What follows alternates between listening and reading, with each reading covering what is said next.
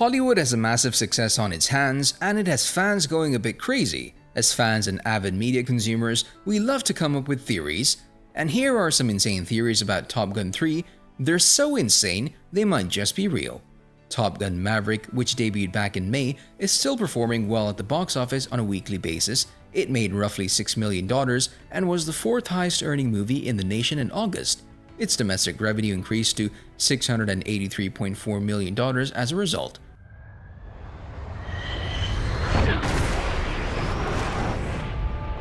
In case you didn't know, Top Gun Maverick tells the story of Pete Maverick Mitchell, portrayed by Tom Cruise, has spent more than 30 years serving as one of the Navy's best aviators. He is now where he belongs, pushing the limits as a fearless test pilot and avoiding the promotion that would have grounded him.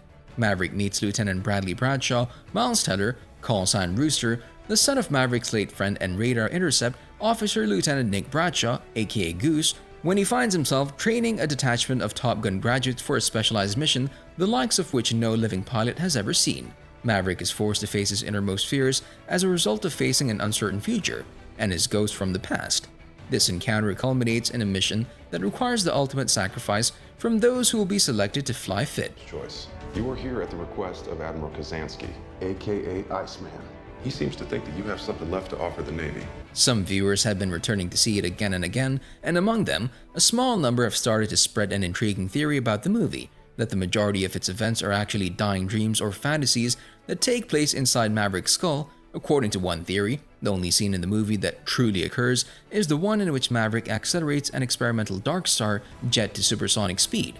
When Maverick accelerates the jet past Mach 10 on the speedometer, the jet is destroyed. The jet then disintegrates, forcing Maverick to jump to safety. Just want to manage expectations. At least that's how it appears to be. According to this hypothesis, Maverick perishes in the Dark Star catastrophe. Instead, what happens next is what he imagines happening either while he's dying or after he has already passed away. There isn't necessarily any concrete proof that the remainder of the film, in which Maverick returns to the Top Gun flight school and hires a new batch of Navy pilots as students, proves that everything was just a dream. Though the Navy has been trying to ground him for years, Maverick's plot entails a sequence of very unlikely circumstances, including Maverick teaming up with the son of his late wingman Goose and joining a fresh mission to destroy an enemy nuclear site. You guys really are cowboys. I don't like you because you're unsafe. That's right. Top Gun director Joseph Kosinski did acknowledge this theory. In an interview with The Hollywood Reporter, he said, "Movies are meant to be interpreted in a variety of ways, and I love it when people read different meanings into it. So I love hearing that theory, and certainly there's a mythic kind of element to the story that I think lends itself to that sort of interpretation, based on who Maverick is and what he represents, and the fact that he's kind of going through this rite of passage at a different phase of his life. So I like that theory." Good morning, aviators. This is your captain speaking. Although Kosinski didn't remark, "Yes, that's what we planned," he did go out of his way to emphasize that he would not pour cold water on the concept that the movie could be taking place all in Maverick's head, and termed it a pretty cool take of the story. But he also didn't say, "No, you're absolutely wrong. It's not at all what we meant you to read." Even Alison Wilmore, a writer from Vulture, joined the Top Gun theory craze and shared her own 2 cents about the movie. I guess when I see something, I go right after it. It takes a lot more than just fancy flying. Film in this school is about combat. According to Allison, Tom Cruise's character actually dies at the start of the movie because of the sun-drenched setting of Top Gun Maverick has a menacing, surreal, and steadfastly dreamlike quality that depends on the unlikely recall of Cruise's renegade flyboy, Pete Maverick Mitchell, to San Diego to train a new generation of pilots for a mission so absurdly challenging that he's the only one who can think of a way to complete it. Her reasoning behind this is that the scenario is as flimsy as everything that comes after. Maverick is, by all accounts, a lousy soldier, regardless of his abilities. The influx of new young flyers is more varied, tattered-skinned, and less likely than Maverick to overuse punctuation in their writing, but they're still not quite as competent. The adversary they're facing has not only gone unidentified, as in the 1986 film Top Gun, but has also been made purposefully not parsable with a combination of characteristics that can be mapped onto any real nation. The San Diego Naval Station has a claustrophobic eeriness to it. It's so out of time that when Rooster, the son of R.I.O. Roos, Maverick's late comrade, enters a pub, he's wearing the same shirt and mustache as his father.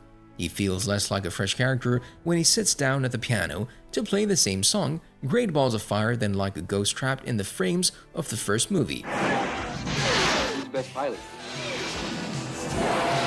No, I think I can figure that one out on my own.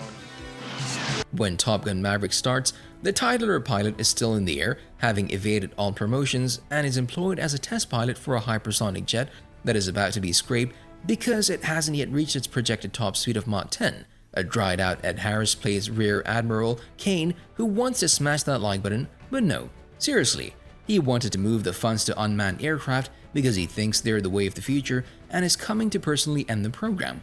Just enough time is now available for Maverick to make one final flight and try to save the program from being cancelled. He takes off, increasing his speed by decimal points at a time until he achieves Mach 9, the target speed for the day, and then keeps flying past it. This scene in which Maverick ascends to become the fastest man on Earth, as Bashir Salahuddin's character reverently notes, is breathtakingly beautiful. It takes place in the peaceful darkness of the stratosphere where the planet's curvature is clearly seen. Mach 8.8.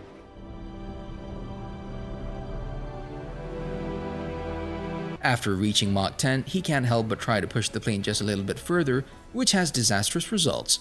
We then turn to a shot of a person on the ground staring up at an airplane that is in bits all over the sky. But then there's Maverick, shell-shocked and smashing that subscribe button and ringing that notification bell. Coated in dust, somehow alive, and strolling into a diner with everyone turning to stare in amazement as he wordlessly takes a glass of water, drinks it, and croaks where he is.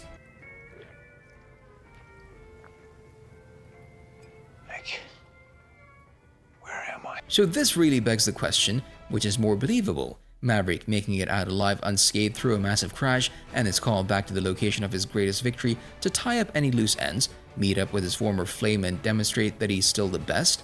Or is it possible that all of those sights are hallucinations caused by a flyboy who has passed his prime being smeared across the horizon with the remains of his jet?